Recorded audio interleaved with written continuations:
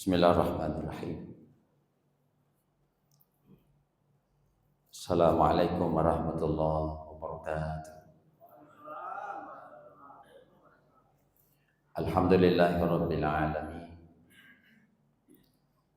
Wassalatu wassalamu ala asyrafil khalqi wal mursalin sayyidina wa maulana Muhammadin wa ala alihi wa ashabihi ajma'in.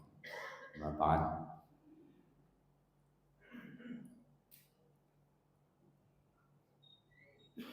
Bapak Ibu kaum muslimin dan muslimat jemaah subuh yang sama-sama dirahmati Allah, sama-sama mengharapkan ridha Allah Subhanahu wa taala. Alhamdulillah, secara berjamaah salat subuh baru saja kita tunaikan, dan melalui salat subuh ini menjadi sarana kita mengabdi kepada Allah Subhanahu wa taala. Sementara mengabdi ini adalah tujuan Allah menghidupkan dan menciptakan kita. Mengabdi ini adalah hak Allah yang harus wajib kita berikan hatta ya'tiyakal yakin, sampai datang ajal kematian. Artinya biarkan Allah yang menghentikan tubuh kita ini mengabdi. Jika suatu saat sudah kembali ke tanah, maka tanah adalah tempat istirahatnya tubuh untuk mengabdi kepada Allah. Kalau kita renungkan Bapak Ibu,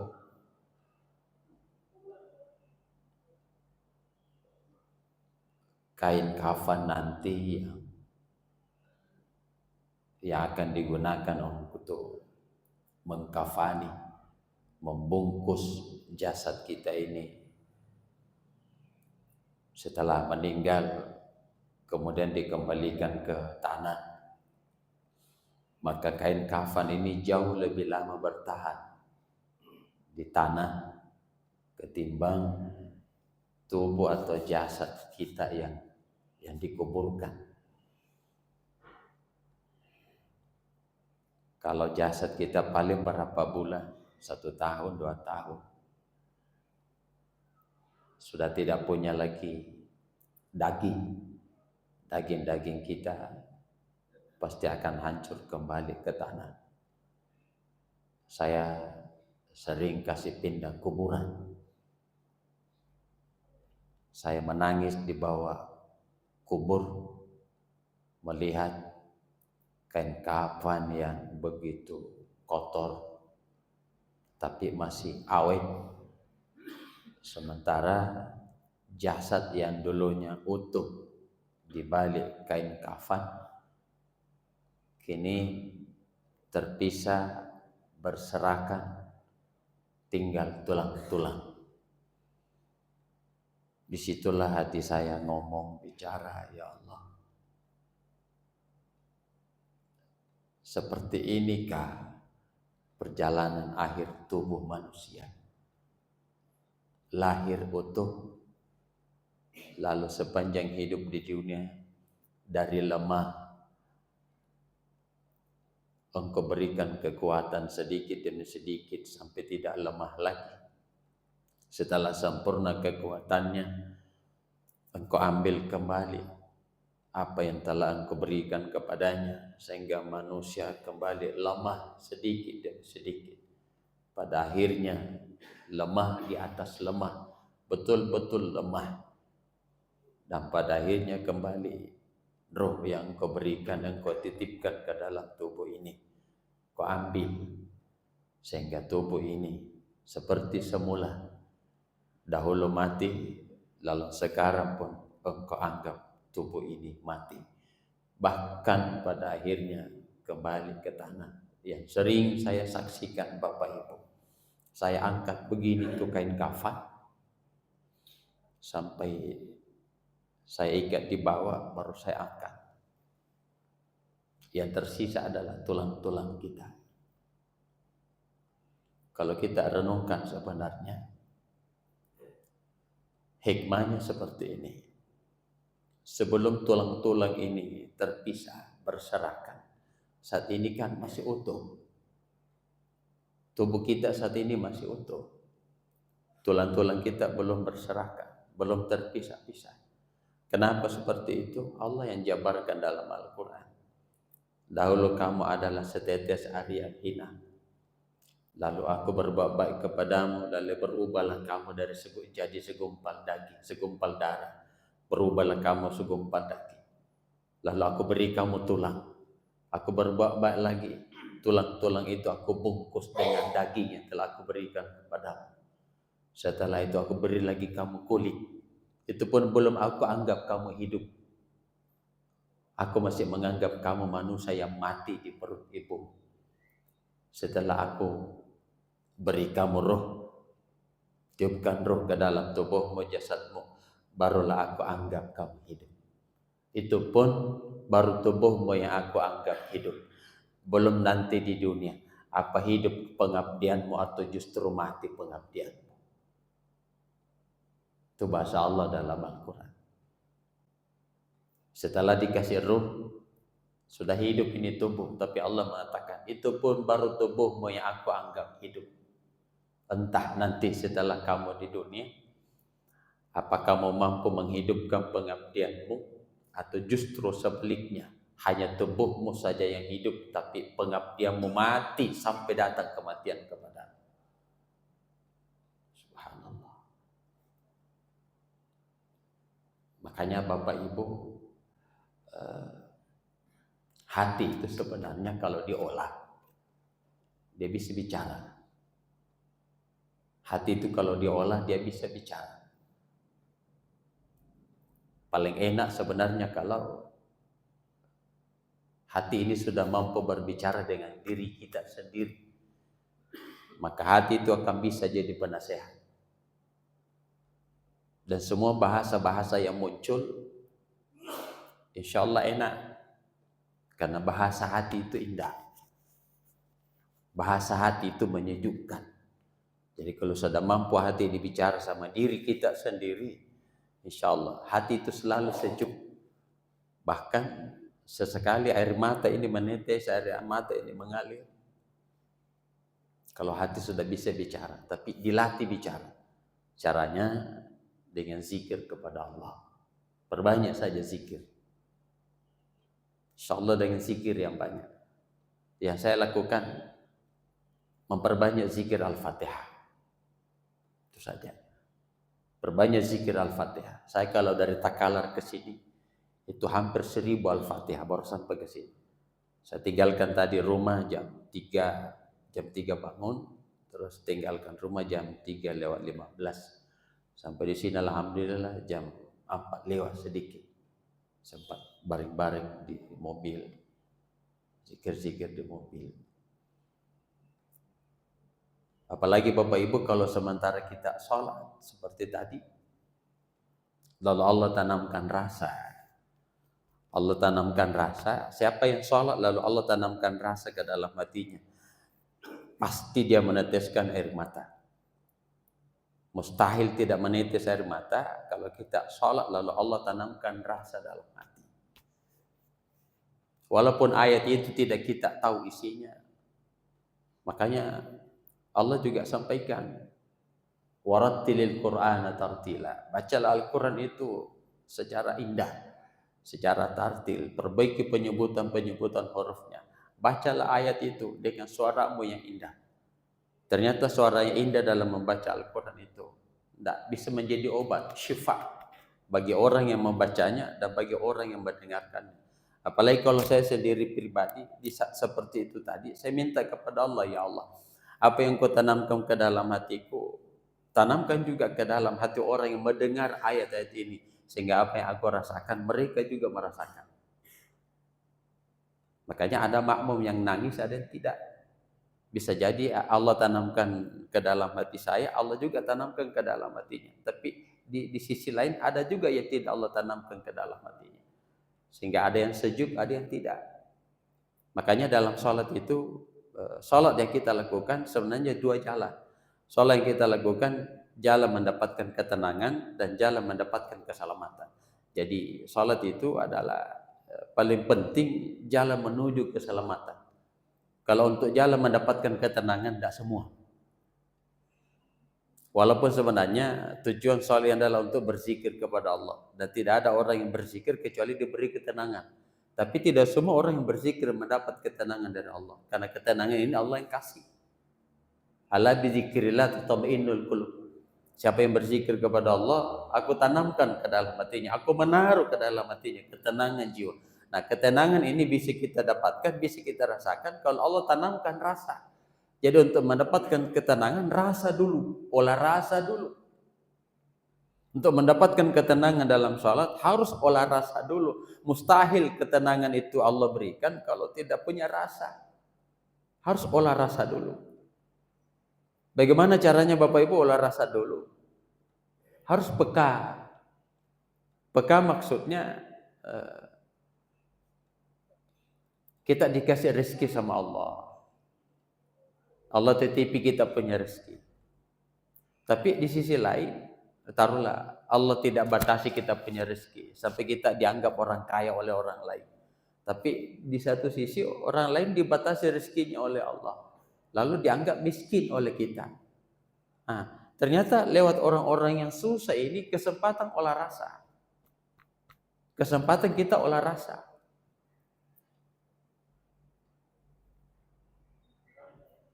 Kalau kita sudah mampu menangis melihat orang-orang susah, dan orang susah ini Pak dua, ada orang susah dari segi materi, ada orang susah tidak susah dari segi materi, tapi susah ibadahnya. Ibadahnya yang susah. Kalau materinya alhamdulillah cukup, bahkan lebih, bahkan melimpah. Karena ada orang dia sudah rasakan ketenangan, maksudnya kesenangan hidup, bukan ketenangan. Dia sudah merasakan kesenangan hidup, tapi dia belum memikirkan keselamatan hidupnya. Banyak orang kalau bilang kesenangan alhamdulillah, kesenangan itu sudah dia dapatkan, sudah dia rasakan, tapi sayang dia belum memikirkan keselamatan. Padahal sebenarnya keselamatan itu lebih abadi daripada kesenangan. Kalau kesenangan sifatnya sesaat, kalau keselamatan sifatnya abadi. Nah, saya lebih-lebih dengan guru-guru saya. Rencana ini hari Pak, kita mau jelaskan sifat-sifat manusia yang Allah gambarkan dalam Al-Quran. Tapi guru saya bilang, ini saja ananda yang kamu sampaikan. Jadi judul ceramah kita ini hari Pak, judulnya adalah antara keselamatan dan kesenangan. Antara keselamatan dan kesenangan. Jadi saya di jalan sambil zikir, sambil materi ini disampaikan ke saya. Ini sampaikan nanti di ceramah subuh di masjid. Nah, jadi kita angkat ini hari subuh kita ini adalah keselamatan, antara keselamatan dan kesenangan. Intinya keselamatan itu sifatnya abadi, kesenangan itu sifatnya sesaat. Jadi ada keselamatan dunia, ada kesenangan dunia sesaat, ada keselamatan abadi. Selamat di dunia, lebih-lebih selamat di akhirat. Ah, baik Bapak Ibu, kita angkat satu persatu. Kesenangan dan keselamatan.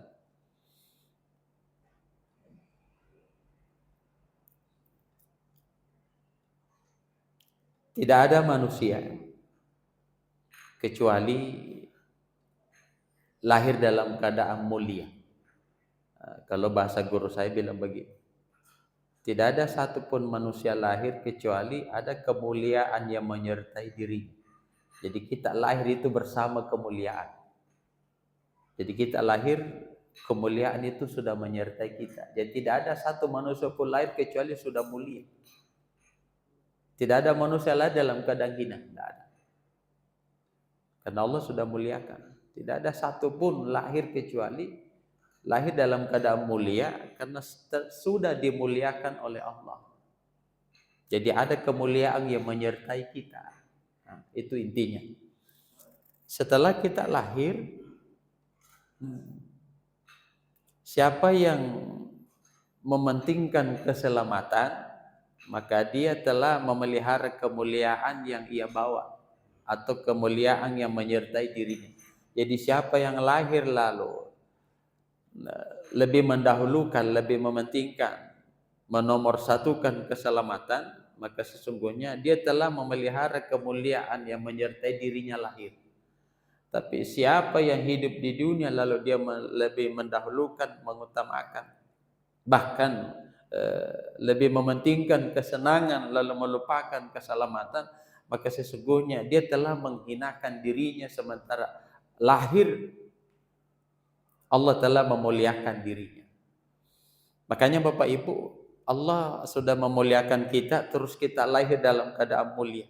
Tapi kemuliaan ini bisa berubah.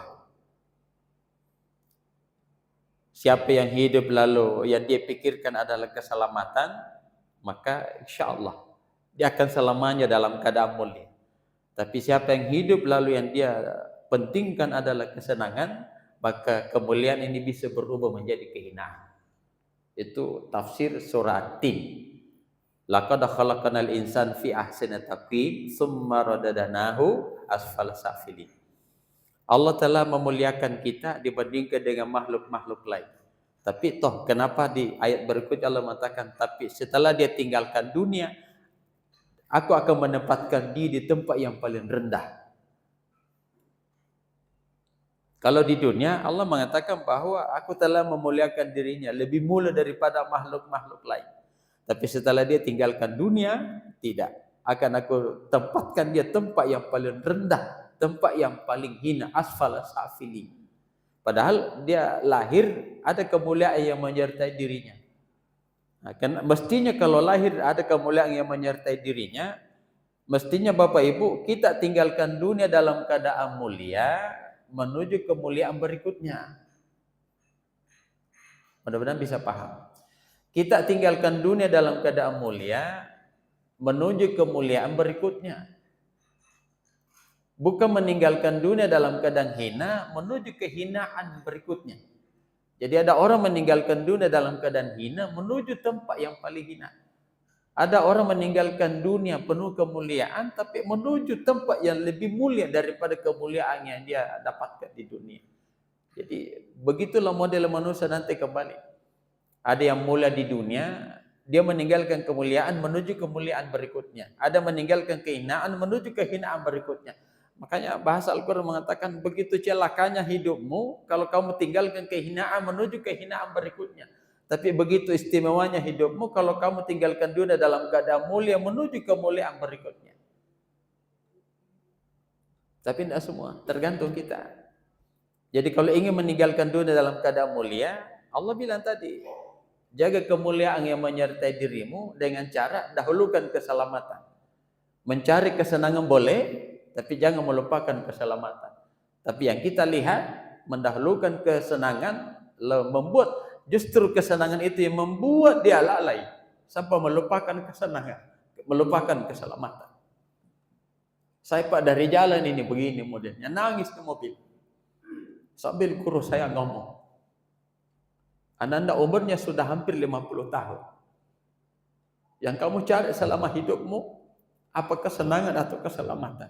Yang kamu pikir selama ini, apakah kesenangan atau keselamatan? Cari kesenangan, tapi jadikan kesenangan itu jembatan mendapatkan keselamatan. Jangan memburu kesenangan, lalu membuat kamu lalai memikirkan keselamatan yang sesungguhnya. Sambil jalan, sampai di sini masih nangis di mobil Pak. Pikir itu semua, subhanallah. Nah, jadi Bapak Ibu dimuliakan Allah Subhanahu wa taala.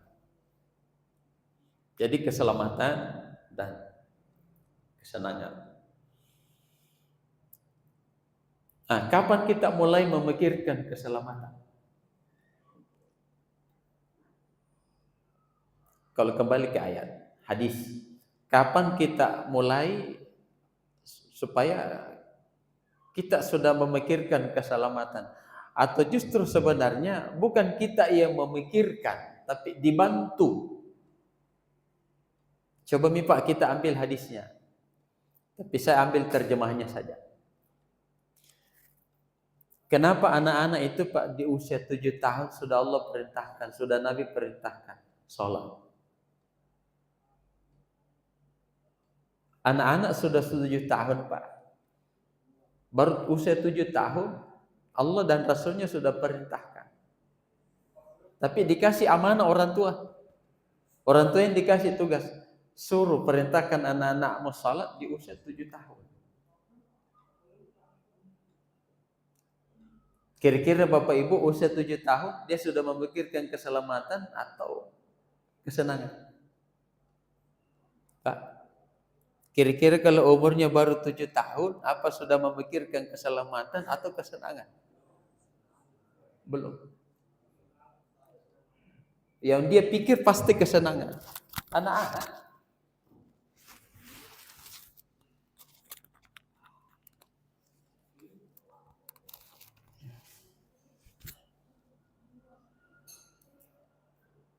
Karena anak-anak di usia 7 tahun belum memikirkan keselamatan, yang dia pikir adalah kesenangan, maka Allah kasih amanah, Rasul kasih amanah. Wahai orang tua, perintahkan anakmu salat di usia 7 tahun. Jadi sebenarnya secara logika, usia 7 tahun itu seharusnya setiap diri itu jalannya sudah jalan keselamatan dan tidak melupakan kesenangan. Tapi Bapak Ibu, kita sebagai orang tua, tidak semua orang tua berlaku seperti itu. Tidak semua. Tidak semua orang tua. Makanya tadi ayat Pak, kenapa kita nangis dalam sholat? Ya ayyuhalladzina amanu qu anfusakum ahlikum nara. Wahai orang-orang yang beriman, jagalah dirimu dan keluargamu. Tidak semua namanya orang tua mampu menjaga diri dan keluarga. Diri dan keluarga. Apa maksud ayat ini? Jagalah dirimu dan keluargamu.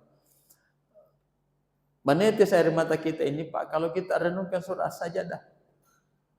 Allah ciptakan manusia, tapi tujuannya adalah la'allakum tashkurun. Allah ciptakan kita, Allah hidupkan kita, tapi Allah punya satu harapan. Mudah-mudahan nanti kamu setelah hidup di dunia, kamu termasuk orang yang bersyukur kepadaku. Bersyukur dalam arti tahu diri bahwa saya dahulu ini tidak pernah tidak ada. Saya dahulu ini pernah tidak ada apa-apanya. Hina menurut Allah. Tapi justru Allah lah yang berbuat baik, lalu saya bisa seperti ini. Itu tahu diri. Ada manusia tidak setelah hidup di dunia bukan lagi tahu diri. Justru Allah mengatakan kepadanya fa'udhahu wa khasimu mubin. Kenapa dia membangkang kepadaku? Kenapa dia melawan kepadaku? Aku yang telah menciptakan dirinya, aku yang menghidupkan dirinya. Bahkan aku yang telah memberi nikmat setelah hidup di dunia. Tapi kenapa dia melawan? Kenapa dia membangkang? Kenapa dianggap melawan? Kenapa dianggap membangkang? Ada dua perintah Allah, ada perintah, ada larangan. Perintah tidak dia lakukan, dia melawan. Larangan dia lakukan, dia melawan. Dua caranya dia melawan kepada Allah. Sementara Allah yang telah berbuat baik kepadanya. Makanya guru-guru kita mengatakan, sejauh ini perjalanan hidup saya di dunia, tapi sangat sedikit aku menemukan manusia yang tahu diri. Itu bahasa beliau. Sudah sejauh ini perjalanan hidupku di dunia, tapi sangat sedikit aku menemukan manusia yang tahu diri. Tahu balas budi. Padahal Bapak Ibu, semua manusia menginginkan keselamatan. Tapi bagaimana juga bisa selamat kalau tidak tahu diri? Orang yang menginginkan keselamatan harus tahu diri. Kapan kita tahu diri, otomatis Allah akan berikan keselamatan. Antas salam wa minkas salam. Allah mengatakan, kapan kamu tahu diri, pasti aku berikan keselamatan kepadamu. Tapi kapan kamu tidak tahu diri, akan aku menghinakan dirimu kembali. Lebih hina lagi ketimbang makhluk-makhluk yang lain. Jadi sebenarnya di usia 7 tahun, bagaimana caranya Bapak Ibu, anak-anak kita itu, generasi kita itu, sudah ada jalan keselamatan. Tapi kita dulu yang pikirkan, tidak mungkin dia. Bahkan ada lagi tahap berikutnya. Tahap berikut itu di usia 10 tahun. Bahkan lebih tegas lagi hadisnya, pukul kalau tidak sholat, pukul kalau tidak sembahyang. Berarti itu tahap berikutnya. Nah, pertanyaan lagi yang kedua, apakah anak-anak kalau usia 10 tahun sudah memikirkan keselamatannya? Apa sudah memikirkan keselamatan kalau sudah usia 10 tahun? Ada mikir-mikir Pak di benaknya, di pikiran, mau selamat, selamat, mau selamat. Belum. Belum. Makanya ayat juga sampaikan wa'mur ahlaka bis shalah. Perintahkan keluargamu salat. Perintahkan keluargamu salat. Mestinya Bapak Ibu, bagaimana caranya supaya kita betul-betul risau. Kan kalau kita sudah dewasa begini Pak, kan sudah pisah-pisah. Beda dulu. Kita masih kecil-kecil, masih ada orang tua, kita serumah. Tapi setelah berumah tangga semua, sudah masing-masing punya rumah, sudah pisah-pisah kita. Bahkan orang tua tinggal sendiri. Sudah tidak ada lagi anak-anak yang menemaninya. Dulu enak. Di saat kita masih sama, kan gampang. Kalau Allah mengatakan, wa'mur ahlak. Jagalah dirimu, jagalah keluargamu, masih serumah. Tapi setelah kita pisah, walaupun bisa tempat tinggal, walaupun sudah tidak sama lagi, walaupun sudah berkeluarga, Allah mengatakan ahli, itu keluargamu, itu ahlimu. Wa'mur ahlaka. Apa yang kamu pikirkan tentang anak-anakmu yang sudah tidak serumah lagi dengan dirimu? Mestinya kita sebagai orang tua Pak, risau. Apa ini anak-anakku di sana sholat? Baru yang disebutkan di Al-Quran Pak, bukan saja anak, anak cucu. Anak cucu. Apa anakku di sana ini sudah sholat? Tidak perlu lagi tanya tentang urusan dunianya, tentang hartanya, tentang rumahnya, segala macam. Yang Allah inginkan adalah sholatnya dulu. Anakmu tanya, sholat tidak? Nah. Karena anak yang sholat sama saja dia memuliakan orang tuanya. Tapi kalau dia tinggalkan sholat sama saja dia menghinakan kedua orang tuanya. Baik masih hidup apalagi sudah meninggal. Kita yang ibadah di sini kata Allah, kau yang memuliakan orang tuamu di akhirat. Ibadahmu di sini.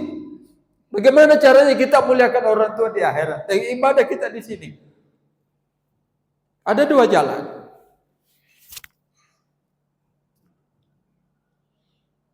Kalau orang tua kita dulu Pak, ahli ibadah, rajin sholat, aman wa amilus sholihat, dia rajin berbuat baik, dia soleh. Tadi kita masuk salat subuh, tahiyatul masjid. Pas kita duduk tahiyat lalu mengatakan, Assalamu alaina wa ala ibadillahi salihin. Allah mengatakan, wahai si fulan, kamu masuk dalam golongan orang-orang yang soleh. Maka siapa pun yang mengucapkan kalimat wa ala ibadillahi sholihin, kamu mendapatkan bagian doa darinya. Baik dari anakmu lebih-lebih. Baik bukan anakmu lebih-lebih dari anakmu sendiri. Makanya Pak Al-Quran mengatakan, wal yakhshal ladzina law taraku min khalfihim. Jangan tinggalkan kamu anak-anakmu dalam keadaan lemah. Jangan tinggalkan anakmu dalam keadaan lemah. Kalau lemah ekonominya kamu tinggalkan, illa Allah rizquha, kata Allah, tidak usah takut, aku yang menjamin rezekinya anak-anakmu. Tapi kalau kamu tinggalkan anakmu dalam keadaan lemah imannya, lemah ibadahnya, subhanallah, dia akan menghinakan dirimu dengan apa yang dia lakukan. Pertanyaannya, berapa anak-anak kita, berapa cucu-cucu kita? Kita bahagia sekali kalau hidupnya senang. Padahal belum tentu selamat. Kita bahagia orang tua, alhamdulillah ada di kendaraannya anakku, ada di mobilnya anakku, ada di rumahnya anakku, ada di semua tempat tinggalnya. Itu baru kesenangan dunia. Suatu saat kalau dia meninggal, dia akan tinggalkan itu semua. Tapi selamat tidak. Tak ada jaminan.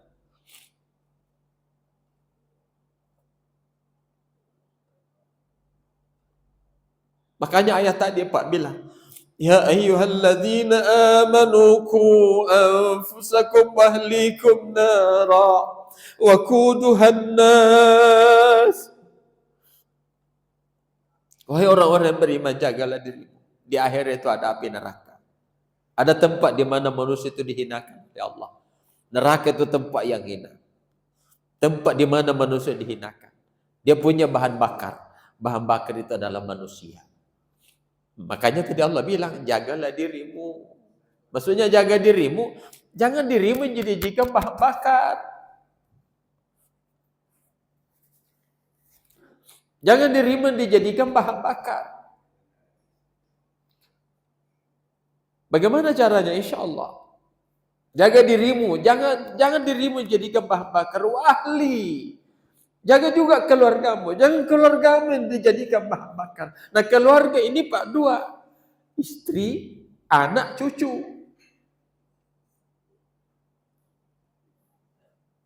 Kalau ayat itu dia bicara keluarga. Tapi kalau ayat lain Pak, innamal mu'minuna ikhwah. Jangan biarkan saudaramu yang menjadi bahan bakar. Jadi ini ayat memiliki level-level tertentu. Kalau kita ada hubungan darah, Allah bicara keluarga. Jaga dirimu dan keluargamu. Tapi kalau kita tidak sekeluarga dengan mereka, Allah mengatakan, innamal mu'minuna ikhwah. Jangan biarkan saudaramu menjadi bahan bakar. Makanya di ayat itu, ayat lain lagi ngomong, wal takum minkum ummatu yad'una ilal khair. Hendaklah ada di antara segolongan kalian, ada di antara golongan yang mengajak kepada orang lain, ajak kepada kebaikan. Kita ajak kepada kebaikan karena mereka bukan keluarga kita, tapi mereka adalah saudara kita. Nah, ceramah seperti ini Pak, kita tidak sekeluarga, tapi kita bersaudara. Kita tidak keluarga, tidak ada hubungan apa-apa, tapi kita saudara. Saudara kita. Saudara seiman, saudara seislam. Itu pun belum tentu. Sekarang iya kita saudara seiman, saudara seislam. Kalau saya mati lalu dalam keadaan beriman, saya meninggalkan banyak saudara. Tapi kalau saya mati dalam keadaan lupa kepada Allah, tidak ada satu saudara yang saya tinggalkan. Celaka orang yang meninggal kembali kepada Allah kalau tidak meninggalkan saudara. Bukan meninggalkan keluarga. Beda Bapak Ibu.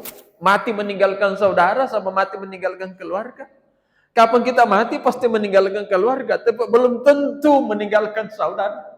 Dan saudara ini yang menolong, bukan keluarga.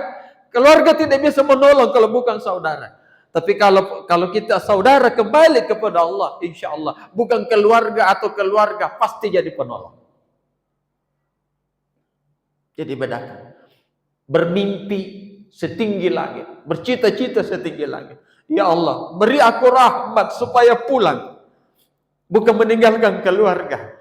Aku mau pulang meninggalkan saudara. Aku tidak mau pula meninggalkan keluarga. Kalau keluarga sudah pasti, mau beriman, mau kafir, pasti keluarga yang kita tinggalkan. Tapi kalau beriman yang kita kembali kepada Allah, pasti dia kita tinggalkan. Meninggalkan keluarga dan meninggalkan saudara. Nah, pertanyaannya satu saja. Nanti kalau kita meninggal, kira-kira di posisi mana kita? Meninggalkan keluarga atau meninggalkan saudara? Tapi kalau kita amalkan itu ayat tadi, jagalah dirimu dan keluargamu, insya Allah kita akan pulang meninggalkan saudara sekaligus keluarga. Tapi kalau tidak diamalkan isi ayat tadi, pasti kita pulang tapi hanya meninggalkan keluarga, tapi mereka bukan penolong. Kalau mereka menolong, kita tidak tidak memenuhi syarat untuk diberi pertolongan oleh Allah Subhanahu wa taala. Paling penting Bapak Ibu, walaupun kita sudah tidak serumah lagi, sering-sering tanya, bagaimana sholatmu nak?